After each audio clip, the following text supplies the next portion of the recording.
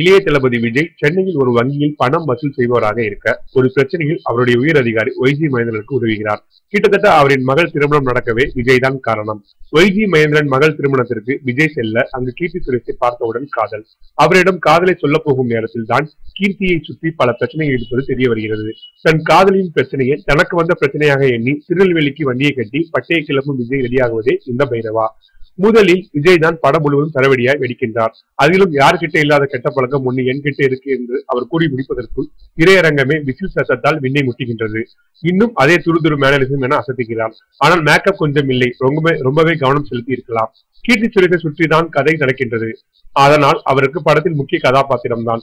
அதிலும் முதல் பாதியில் கிட்டத்தட்ட அரை மணி நேரம் பிளாஷ்பேக் காட்சிகள் இவருக்கு தான் வருகின்றது. ஆனால் படத்தின் மைனஸ் இதுதான். எல்லாரும் விஜய் பார்க்க திரையரங்கம் வந்தால் பாதி நேரம் அவர் இல்லாதது கொஞ்சம் வருத்தம். ஜெகபதி பாபுவும் டேனியல் பாலாஜி எல்லாம் டிபிக்கல் தமிழ் சினிமா வில்லன்கள் தான். காமெடிக்கு சதீஷ், தம்பிராமையா எதற்கு இருக்கிறார்கள் என்று தெரியவில்லை. படத்தின் கதைத்தளம் தற்போது நாட்டில் கல்வியில் நடக்கும் பிரச்சனைகள் பேசுகின்றது. அதிலும் விஜய் போன்ற மாஸ் ஹீரோக்கள் இதை பேசுவது மேலும் ரசிகர்களை கொண்டு சேர்க்கும். குறிப்பாக அந்த நீதிமன்ற காட்சியில் விஜய் பேசுவது ரசிக்க வைக்கின்றது.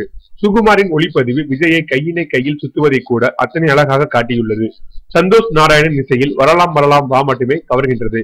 மற்ற பாடல்கள், பின்னணி இசை என அனைத்தும் ஏன் சார் இப்படி என கேட்க வைக்கின்றது. முதல் பாதையில் கதைக்கு தேவை என்றாலும் அந்த பிளாஷ்பேக் பொறுமையை சோதிக்கின்றது.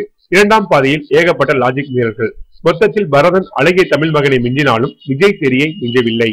மேலும் இது போன்ற சினிமா செய்திகள் தெரிஞ்சுக்க எங்க சேனலை மறக்காம சப்ஸ்கிரைப் பண்ணுங்க. நன்றி.